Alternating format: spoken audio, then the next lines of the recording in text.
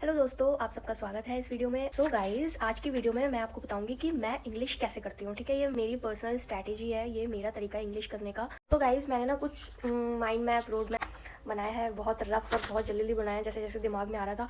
और ये मैंने इसलिए बनाया है क्योंकि ऐसा ना मेरा दिमाग ऐसा है कि मेरे को ना एकदम थाली में परोसी हुई चीज़ दो ना तो इस दिमाग में घुसता है, वरना तो ये भूसा की तरह बिहेव करता है। इस जो मेरी तरह हैं, जिनको एकदम बिल्कुल स्पष्ट रूप से कुछ ऐसा समझ आए तभी उनको समझ आता है, वरना तो इस दिमाग को तो कुछ समझ नहीं आता जब तक बहुत अच्छे से कुछ बताया पढ़ाया ना जाए। तो गाइस, मैं आपको दिखाती हूँ कि मैंने किस तरीके से किया है और इंग्लिश आप कैसे कर सकते हैं। ठीक है दोस्तों, शुरू करते हैं आज का कार्यक्रम।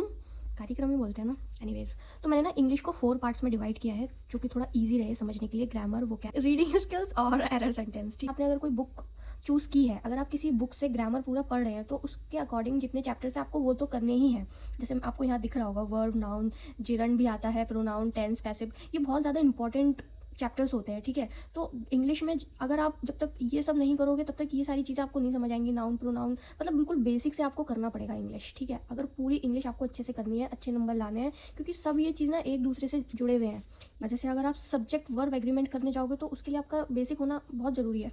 तो ये सारे आपके चैप्टर्स हैं जो आपको करने हैं, तो ये सारे, और बाकी जो आप बुक फॉलो कर रहे हो ना उसमें जितने चैप्टर्स हैं आप वो बहुत अच्छे से करो। तो पहले आपका ग्रामर पोर्शन में तो ये सब आ जाता है। ठीक है, अब मैं आपको दिखाती हूँ बाकी चीज़ों में क्या है। अब जैसे मैं आपको ग्रामर पोर्शन पता है क्यों बोल रही हूँ अच्छे से करो, क्योंकि ये जो एरर सेंटेंस बेस्ड क्वेश्चंस होते हैं ना, ये इसमें हेल्प करते हैं। जैसे सेंटेंस इंप्रूवमेंट है, अब आपको जब तक बेसिक नहीं मालूम होगा तब तक आप कैसे सेंटेंस इंप्रूव करोगे, राइट।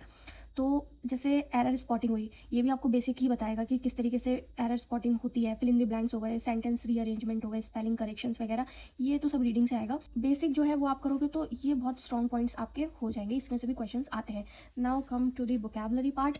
अब वोकैब आपको ये सब तो करने ही है, फ्रेजल वर्ब भी बहुत इंपॉर्टेंट होते हैं, इसको तो आप कर ही लेना। और ये लास्ट टाइम हार्मोनियम्स वगैरह बहुत आए थे, ये और ये बहुत ही ज़्यादा आए थे।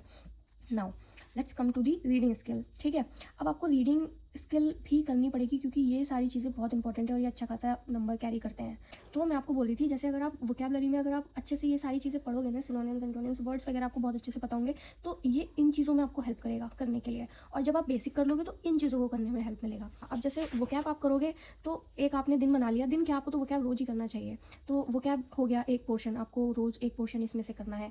अब थोड़ा सा जब आप रीडिंग करोगे, आदत डालोगे, तो ये सारी चीज़ें करने में बहुत हेल्प मिलेगी। एकदम आप पकड़ लोगे कि कहाँ पे क्या गलती है, क्योंकि इसमें बहुत अच्छी स्पीड चाहिए समझने की, सब कुछ करने की, तो ये उसमें मदद करती है।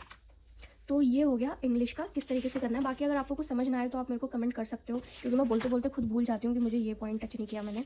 अब आप प्रैक्टिस तब करना जब आप ये बेसिक वगैरह अच्छे से कंप्लीट कर लो। अब जैसे आपको रीडिंग कॉम्प्रिहेंशन वगैरह लगाने हैं या कुछ करना है, तो या तो आप PYQ कर सकते हो, या पिनैकल करके एक इंग्लिश की